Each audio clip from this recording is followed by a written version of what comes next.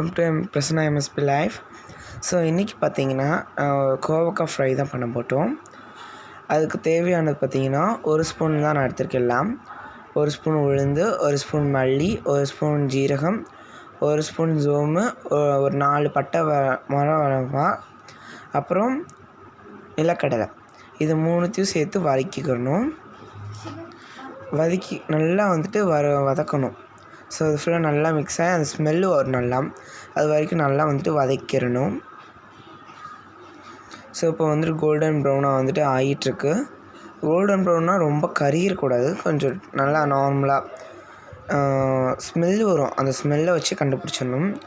So அந்த smell வந்தோடனே இதை ஆஃப் பண்ணிட்டு ஒரு பிளேட்டில் ட்ரான்ஸ்ஃபர் பண்ணணும். அதுக்கு முன்னாடி தேங்காய் சில் கொஞ்சம் ஒரு 4-3 பல் வர மாதிரி அதை ஃபுல்லாக கட் பண்ணி அந்த ஸ்டவ்வும் ஆஃப் பண்ணிட்டு அந்த சூட்லேயே சும்மா லைட்டாக வதக்கணும். அந்த ஈரப்பசம் இருக்கக்கூடாது. ஸோ அதை லைட்டாக வதக்கிட்டு ஒரு பிளேட்டில் ஆற வச்சுக்கலாம். ஒரு பிளேட்டில் ஆற வச்சுக்கலாம். இது மிக்சியில் தான் நம்ம அரைக்க போகிறோம். ஸோ அதனால் ஆறணும். ஸோ அதை அப்படியே கொண்டு போய் ஃபேன்லேயோ இல்லாட்டி வேறு எங்கேயாவது கொண்டு போய் ஆற வச்சுக்கோங்க. நான் இன்றைக்கி ஃபேனில் தான் ஆற வச்சுருக்கேன். ஸோ இப்போ கோவக்காயை அந்த எப்படி கட் பண்ணணும்னு நான் சொல்கிறேன். கோவக்காயை நல்லா கழுவிட்டு நம்ம ஸ்ட்ரைட்டாக நடுவில் உங்களுக்கு எப்படி வேணால் கட் பண்ணிக்கலாம். நடுவில் ஒரு கட் பண்ணிவிட்டு சிப்ஸ் போடுற மாதிரி நறுக்கிடணும். இந்த மாதிரி நறுக்கிடணும். நல்லா குட்டியாக சிப்ஸ் மாதிரி. இந்த மாதிரி எல்லாத்தையும் நறுக்கிட்டு உங்களுக்கு காமிக்கிறேன். ஸோ அதுக்கு முன்னாடி பாதி ஆறிடுச்சு.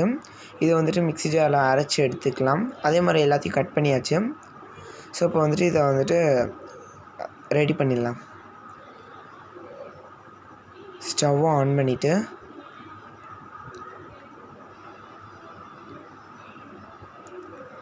வடைச்சட்டி வச்சாச்சு. கொஞ்சம் ஸ்பைசஸ் இருக்குது, அதுவே இருக்கட்டும். அது ஒரு ஃப்ளேவருக்கு இருக்கட்டும். ஸோ கொஞ்சமாக ஆயில் ஊற்றிக்கலாம். நான் ஒரு 2 டேபிள் ஸ்பூன் ஆயில் விட்டுருக்கேன். ஆயில் நல்லா பாயில் ஆகட்டும்.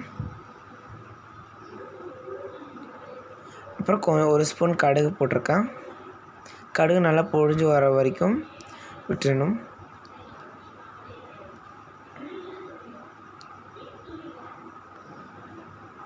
நல்லா கடுகு வெடிச்சிச்சு. இப்போ கொஞ்சம் கருவேப்பிலையை போட்டுக்கலாம்.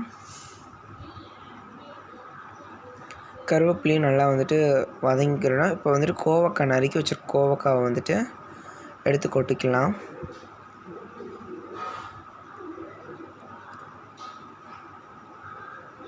நல்லா மிக்ஸ் பண்ணிக்கணும் இந்த கோவக்காயை.